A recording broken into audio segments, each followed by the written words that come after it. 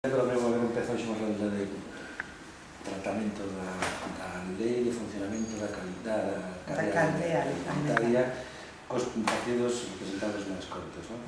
O primeiro é o PP. Que é o que lle vades plantear concretamente? Pois mira, o que lle imos plantear para nós é algo que levamos propoñendo e tratando de que se aborde en todos os foros posibles desde fai bastante tempo, non? Ten que ver, basicamente, con todo isto que se leva discutindo dos contratos.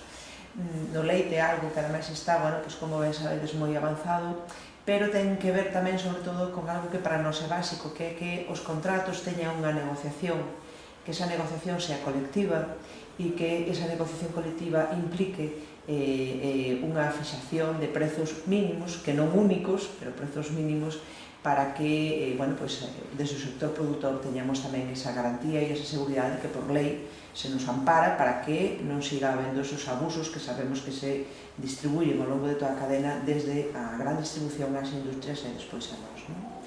E, por outro lado, o outro aspecto que esta lei de funcionamento da cadea alimentaria tamén, que empezou o seu trámite parlamentario, pasa que supoñemos que agora na actual legislatura pois xa non terá avance, pero por eso tamén queremos saber cal vai ser precisamente a posición, non, dos diferentes partidos.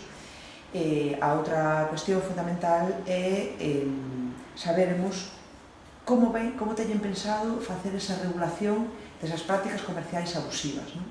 Nós aí temos feito propostas, e non só nós, sino tamén no conxunto das organizacións agrarias e das cooperativas, temos feito propostas para que se regulen esas prácticas comerciais abusivas, para que se limiten os marxes abusivos, non, que están impoñendo tamén aos consumidores e consumidoras, e, polo tanto, nós pensamos que iso ten que ter unha regulación por lei, que non pode ser a lei da selva que impere, e, polo tanto, que sempre vayan dos máis poderosos aos máis febres nesta cadea, que somos os consumidores e consumidoras e os produtores e produtoras.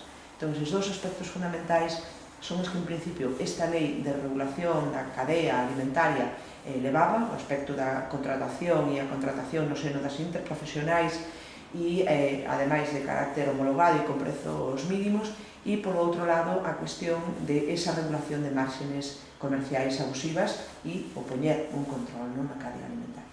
Estes dous aspectos son os que imos tratar e saber cal é a posición, neste caso, do Partido Popular, para, bueno, pois, tanto se é na actual, que pensamos que xa non vai ser, como na futura legislatura, saber cal vai ser a súa posición de cuestións que para o sector agrario son básicas. Entendo que se refire a todos os produtos, non só a leite... Sí, a todos, por suposto. É unha lei que, bueno, levábamos tempo loitando porque se regulara e incluía a todas as producións agrarias, non? Todas.